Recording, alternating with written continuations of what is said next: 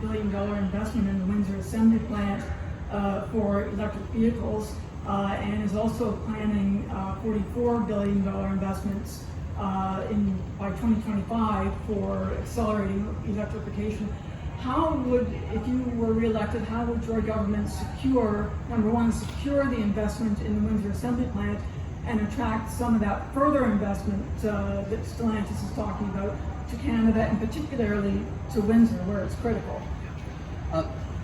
Of course, in this election, every party is talking about the need to draw in good green jobs for the future, but we're the party that has demonstrated the leadership that has actually got that done. Not just the OEM investments that we've seen over the past few years in electrification and electric vehicle production, in bringing back plants that had been put to the side. I'm thinking of Oshawa, where light trucks, but also a future in electrification is going to be important. The investments here in Windsor continue and will continue. But we've demonstrated not just on auto investments, but on green industry across the country. We are there for it. Whether it's investments in wind turbines, whether it's investments in electric trucks and buses, or whether it's investments in steel. Both Algoma and Dofasco are pivoting towards using electric arc technology instead of coal-fired technology for making steel.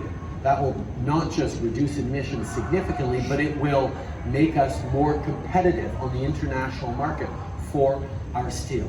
Similar approach here in Windsor, where the tradition of extraordinary manufacturing, the people who work here and have worked here for generations have demonstrated the extraordinary advantage of Canadian labor in global supply chains. And we will continue to make that pitch in demonstrating not just climate leadership, but also leadership in high quality manufacturing jobs that the world needs.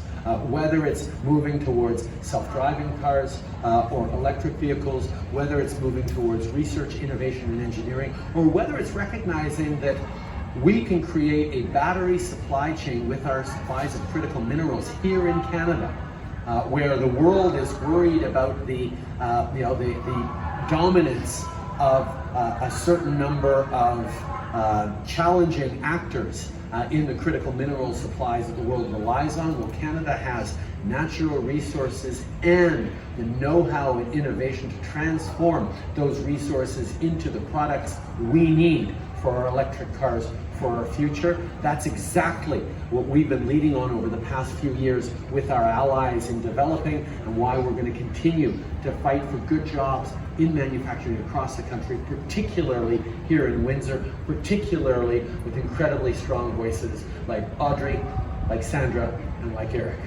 Thank you.